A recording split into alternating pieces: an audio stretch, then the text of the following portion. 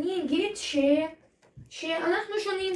אין חבר שאוהב את אותו מאכלים, שהוא אוהב את אותו דבר, אז אני אגיד לו שאתה יכול לא לאהוב את הספר הזה, ואני יכול לאהוב, וגם אני אוהב לקרוא, ואתה לא, אז אנחנו שונים, ואין איש בעולם שיהיה אותו דבר שכמוך. נכון מאוד. היי לכולם, אני מיכל מ-3. ואני גם עידן. אומר לחבר שלא אוהב לקרוא.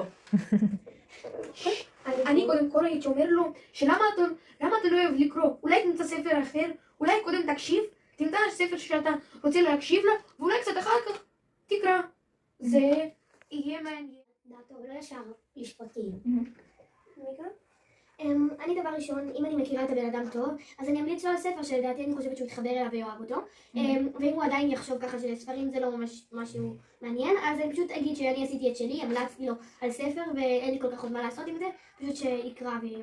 ואני אוסיף לך מאוד טוב שלי, אני ממש אוהבת פה. אני הייתי אומרת לו שיכול להיות שהוא לא יאהב, אבל אם הוא ניסה באמת כל מיני סוגים, גם דרמה, גם קומדיה, גם פנטזיה, באמת הרבה סוגים, והוא לא יתחבר, אז שלא יתחבר, אני לא אנסה לדרבר על כל לקרוא. אני מאוד אוהב לקרוא, כן? אבל אם נגיד... אני לא כל כך יודעת מה הייתי אומרת, אני יודעת אבל שהוא יכול לחשוב ככה בגלל שהרבה פעמים בסדרות ובסרטים, אז מי שקורא ספרים בעצם זה בעיקר האלה החנונים ושאוהבים ללמוד וכל האלה, ופחות הדמויות הראשיות שהן כל הזמן בטלפון, אז יכול להיות שהוא יחשוב ככה בגלל שהוא רואה הרבה סרטים וסדרות ושם זה מתואר ככה. נכון, זה כמעט ולא נכון. אני הייתי אומרת שרק ינסה, ושאם הוא לא מנסה אז הוא לא ידע איך זה, ואם הוא באמת לא אוהב את זה אז הוא כן לא חייב לקרוא, אבל שינסה, ואז חברים, זה לא אומר שאנחנו עושים שם אותו תחומי עניין משותפים, אבל, יש פה אבל גדול. כמו שאמרתי בשאלה הקודמת שלי, קריאה מעשירה את עצמך. כשאתה קורא אתה מעשיר את המוח שלך, וזה גם מה דעתי בין השאלה האחרונה שלי כאן, בין קריאה עם... אוקיי, איך הרגשתם כשהגעתם לסוף של ספר מדהים שקראתם? רוצים לקרוא איזשהו ספר ממש מעניין, אני חושב, איזה גיבור אתה, שאתה קראת את כל ספר הזה במשך כל הזמן. אני חושב שאני באמת, כאילו סיימתי את סוף השנה ולמדתי הכל. כאילו, אני פשוט, לא יודע, פשוט ממש... הולך להיות בספר הבא. זה בדיוק אותה עבודה, רק לקרוא ספר. ואם קוראים ספר זה הרבה יותר מלמד, הרבה יותר טוב, וגם הרבה יותר נוח פשוט. נגיד אם יש הפסקת חשמל. יכול לקרוא ספר? נכון, וזה הרבה יותר כיף גם. נגיד יש סרט ויש ספר, אז עדיף לקרוא את הספר מאשר את הסרט, כי הספר זה הרבה יותר מעניין, לדעתי, לקרוא. שהוא אוהב.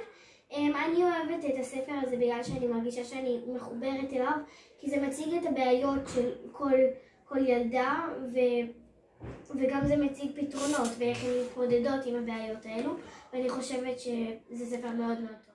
טוב, אז לפי דעתכם, האם ספרים יכולים להיות יותר מעניינים ממשחקי מחשב? זה תלוי ברגע.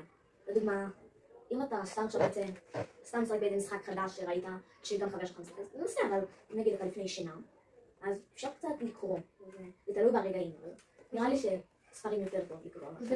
זה גם תלוי ברגשות ופשוט תלוי בך.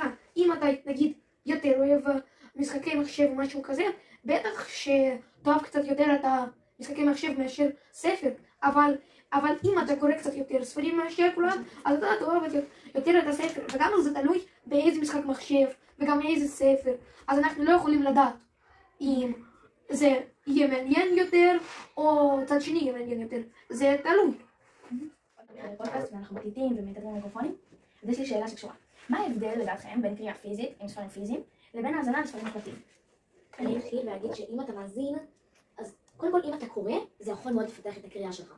מאוד. ואם אתה מאזין, אז כאילו, אתה רק תקשיב באמת לסיפור, אתה לא באמת קורא או באמת מנסה להבין מה קורה. פשוט תקשיב, זה אומר לך, היה ילד, היה אריה, ואם אתה קורא, אז זה יכול יותר כזה, רגע, היה אריה, כאילו זה נותן לך יותר זמן. אם זה מקליט, אתה לא באמת שולט. זה לא. וזה גם לא מפתח, כאילו אתה פשוט מאזין, אתה שומע, אבל אתה לא לומד כלום. אם אתה באמת יכול להתעמק כמה זמן על משפט מסוים, ואז לנסות עוד פעם. להבין את המשפט. כן, ברור. אני גם מעדיפה פנטזיה, אבל כי אפשר פשוט להמציא הכל, כמו שפתאום הוא יכול לעוף, ואז הוא נופל, ואפשר פשוט להמציא הכל. כי בספרים אמיתיים זה לא יכול לקרות, אבל זה מה שאני חושבת שאם זה אמיתי, קודם כל זה יכול לתת לך טיפים לחיים האמיתיים, וגם אם זה ספר אמיתי, זה באמת יכול כזה יואו, גם לי זה קרה, ואז כזה זה נסגר גם בחיים האמיתיים שלך, ואם זה פנטזיה, באמת זה יכול לקרות הכל, פתאום הוא פוגש נסיכה, פתאום הוא אוכל רעל, ואז הוא מטלף וחוזר, כאילו זה יכול להיות הכל. אז כאילו, אז אנחנו כן יודעים איך זה מרגיש, כי יכול להיות שזה כן קרה לנו, כי זה בעולם האמיתי, אבל בפנטזיה אנחנו לא יכולים לדעת מה אפשר לקרות, מה יכול לקרות. תודה רבה שבאתם והשתתפתם ברעיון. אני הייתי עידן. ואני הייתי מיכל. אני הייתי גילי. אפשר להגיד את השם שלו עכשיו? גם אני הייתי אלכסנדר. אני הייתי מיקה. אני הייתי מעיין. להתראות.